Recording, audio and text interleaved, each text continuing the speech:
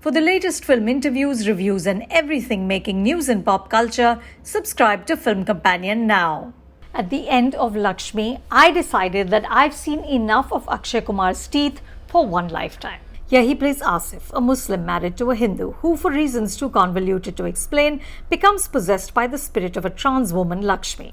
When he's under her spell, Asif ferociously clicks his teeth and even lets out a sort of war cry. We get so many close-ups that I started admiring how clean Akshay's teeth are. As I watched, I also wondered how many communities will Akshay save. In Airlift, he saved Indian migrants in the Middle East. In Toilet Ek Prem Katha, he saved women from the humiliation of defecating outdoors. In Padman, he once again came to the rescue, playing a man who creates low-cost sanitary napkins. In Kesri, as Havaldar Ishar Singh, he rescues a fort and Sikh honor.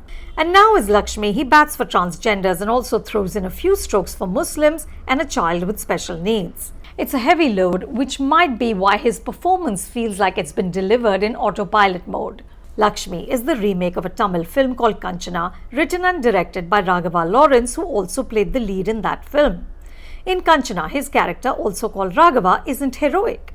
He's a cowardly man, so afraid of ghosts that he sleeps next to his mother and even insists that she accompany him to the bathroom. Some of the pleasure in that film was watching this wimp transform into the avenging angel Kanchana. Raghava has directed Laxmii, but perhaps him and co-writers Farhad Samji, Sparsh Khetarpal and Tasha Bhamra, who did the adaptation and dialogue, didn't want to risk downsizing their star. So Asif is some sort of ghostbuster. From his first scene itself, he's in savior mode, rescuing people from fraud babas. Kanchana was made in 2011. It's loud, simplistic, and problematic in terms of representation. But Raghava created moments of cheesy fun, and it was satisfying to see Kanchana ultimately get her revenge. The high pitch and stereotyping has not aged well, and so much has been lost in translation.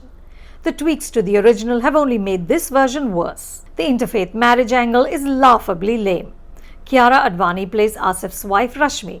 She does little except calisthenic dancing at the Burj Khalifa and widening her eyes as her husband behaves erratically. Rashmi's family disowned her when she ran away with Asif.